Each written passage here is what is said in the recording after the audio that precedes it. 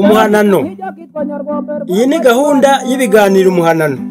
Umuhanano ni gahunda y'ibiganiro binyuranye bikubiye mu ngingo zikurikira: amasesengura, ikiganiro n'umutumirwa, itarankuru, ubuhamya, ijora cyangwa se isubiza ku kiganiro cyahise, ibiganiro mpaka n'ibiganiro nyunguranabitekerezo.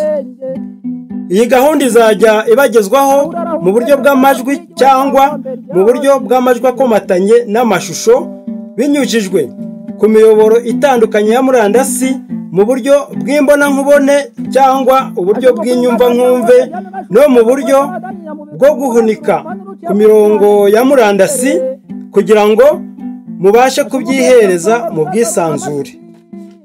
Iyi gahunda y'ibiganiro umuhanano ifite intego imwe rusange, ariyo gufasha umuryango nyarwanda mu rurimi gakondo, aho waba uri hose mu mpande zose z'isi, gusobanukirwa n'ibibazo biwugarije bishingiye kuri politike, imibereho myiza, amateka, ubukungu n'umuco. Ibiganiro umuhanano bizagengwa kandi n'amahame rusange atatu, ariyo ukuri, ubupfura no kutabogama. Buri kiganiro kizaca muri iyi gahunda y'ibiganiro umuhanano kizarangwa n'amazina abiri.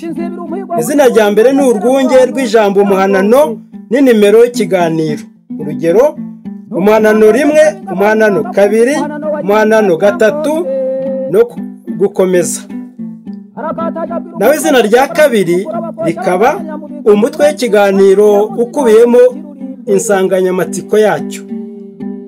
Kubera ko gahunda y'ibiganiro umuhanano ibimburiye ku muyoboro wa murandasi YouTube, turasaba abatwumva inkunga ikurikira: kudukunda no kudukundisha inshuti n'abavandimwe, mukanda hano hakurikira. Ku bakoresha icyongereza subscribe cyangwa se igifaransa s'abonner, share cyangwa partage. Twizeye ko tuzagirana ibihe byiza.